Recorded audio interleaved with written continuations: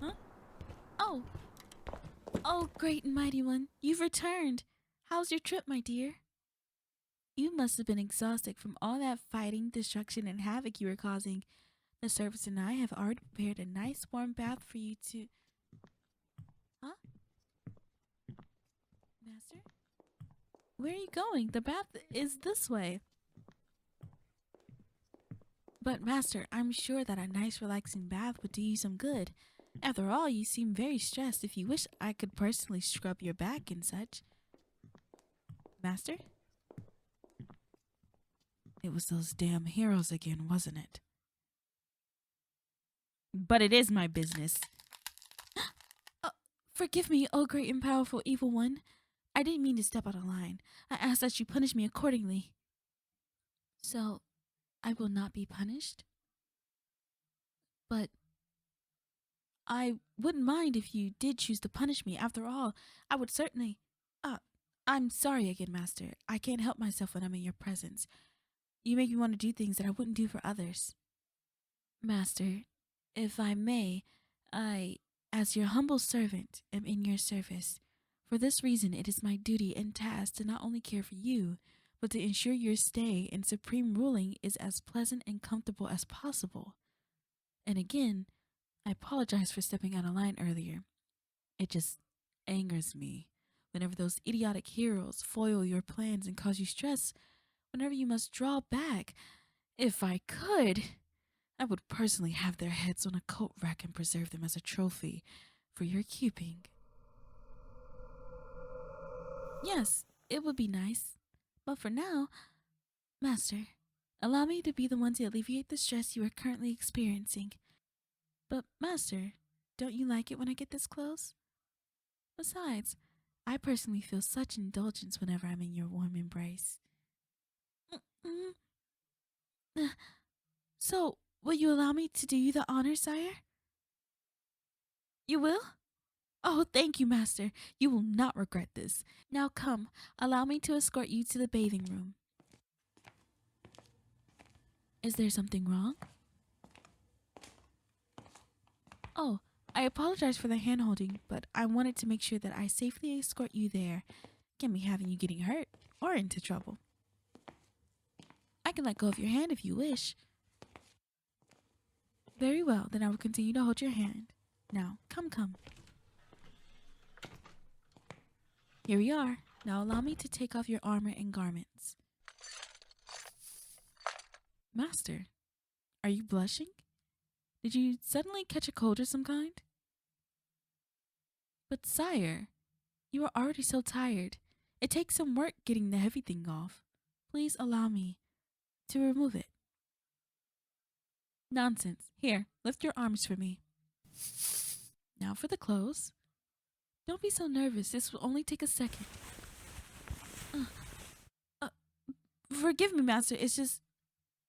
this body of yours, it's like looking at a masterpiece made by Michelangelo himself. You should not say such a thing about yourself. What I see right now is perfection. What I feel right now is perfection. You, Master, are perfection.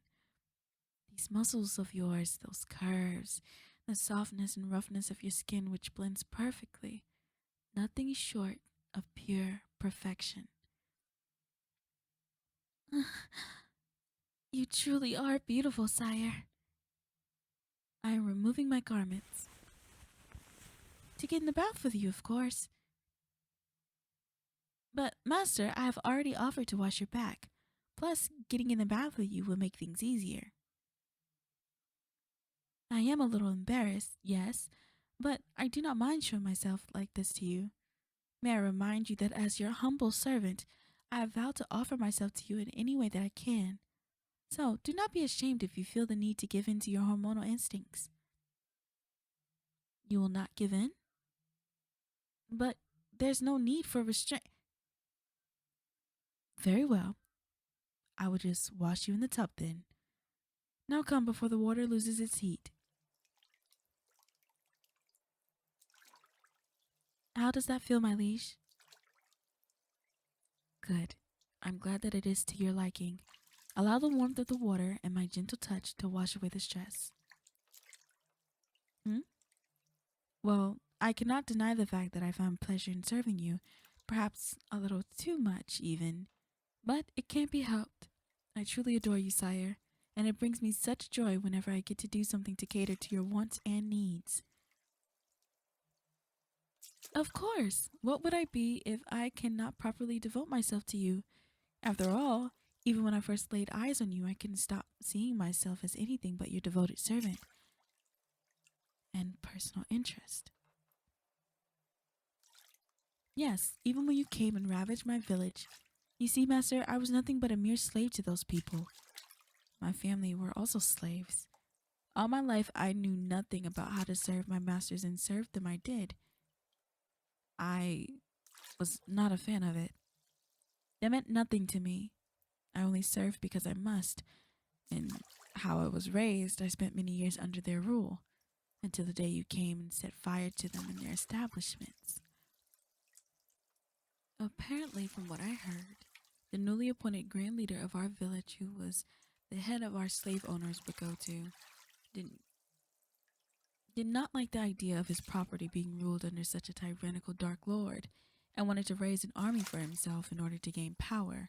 He was conducting deals under the table to slowly separate the village from your ruling and to steal any resources he could from you to accomplish his sinister goal. A spy from yours caught wind of this and reported it back to you. It was then that you decided to pay the village a visit yourself. You and your extermination squad arrived, trampled the weak, and slaughtered all those who resisted. You even went as far as to gather the remaining survivors of the carnage and made them viewers of the village grand leader's public, brutal execution. It was clear that you did that to make a statement for us, which is to never even concede the possibility of going against you. You and your squad then took us survivors and made us your slaves, and I was granted the honor of serving as one of your personal assistants. I had traded one collar for another, but honestly, I didn't mind. I've already grown up as a slave, and over time, I'd become numb and somewhat mindless to most things. As I started to serve, something began to grow inside me. For once in my life, I found pleasure. Pleasure in being your servant. Pleasure in your dominating presence. Even pleasure in your punishments, as rare as they were. I never felt such a way for anybody before. That's when I realized if there's anyone I had to be with, then it had to be you. You inadvertently gave me enough self-confidence to disagree with you, even if I must apologize profusely afterwards.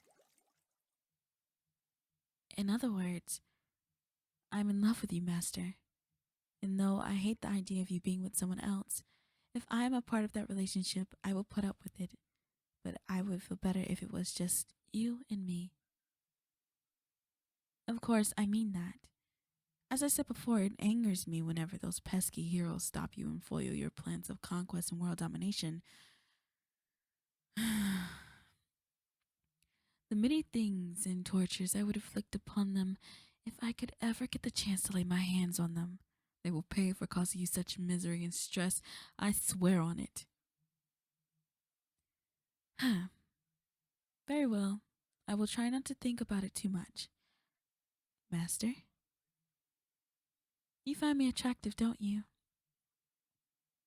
Well, do you? I ask because as your humble servant, I must relieve you. Please, Master, you shouldn't be restraining yourself. You can do whatever you want to me, for I feel deep down you will find solace and comfort confiding in me. So, you are considering a more conventional means of expanding your army and lineage? Is that so? Very well. We shall discuss it later. For now, what do you wish for me to do, sire? A session? As in kissing? Oh, master, you're blushing again. I see. I'm unsure if I can help cool you off, but may I give it a try? Excellent. I love you, Master.